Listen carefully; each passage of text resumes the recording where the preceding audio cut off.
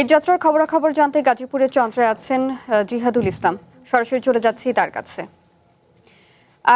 জিহাদ, ঈদ যাত্রায় যানজটের পরিস্থিতি সেখানে কেমন দেখছেন, বা যাত্রীদের ভোগান্তি কেমন দেখছেন, সেই চিত্র কি আপনার চোখে পড়েছে কিনা সে সম্পর্কে জানাবেন।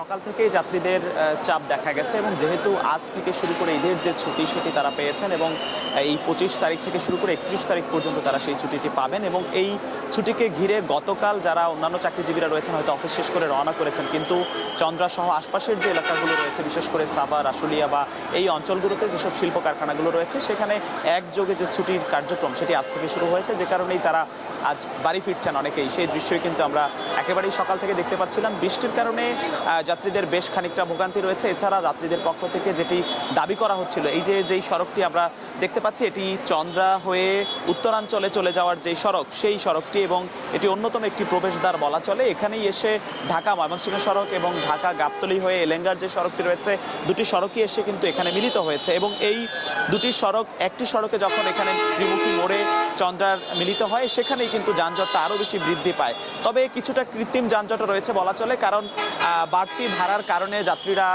যে কাউন্টার রয়েছে সেখান থেকে অনেকেই উঠতে চান না, অনেকেই এসে মাইলের পর মাইল হেঁটে হয়তো এই সংযোগস্থলের এই জায়গাটিতে এসে দাঁড়ান। এখান থেকে অনেকেই হয়তো কিছুটা কম ভাড়ায় বাসে উঠতে পারেন বা অনেকে ট্রাকে করেও ফিরছেন, যে যেভাবে ফিরতে পারছেন নারীর টানে সেই বাড়ি ফেরার স্বপ্ন নিয়ে তারা কিন্তু বাড়ি ফিরছেন, সেটি আমরা দেখতে পাচ্ছিলাম। তবে যাত্রীরা বলছিলেন যে রংপুর, দিনাজপুর বা পাবনা সহ যে অঞ্চলগুলো রয়েছে উত্তরাঞ্চলের সেখানে অন্যান্য সময়ে যেই ভাড়ার যেই অ্যামাউন্ট ছিল সেটি খানিকটা বেড়েছে এবং সেখানে ৮০০ বা ১,০০০ টাকা যেখানে ভাড়া ছিল সেখানে ১২০০-১৫০০ টাকা পর্যন্ত ভাড়া নেওয়া হচ্ছে। সেই যাত্রীদের সে অভিযোগ যেমন রয়েছে, ঠিক তেমনি সড়কের পাশ থেকে যাত্রী তোলার কারণে এক ধরনের কৃত্রিম যানজটও কিন্তু আলাদা করে তৈরি হচ্ছে।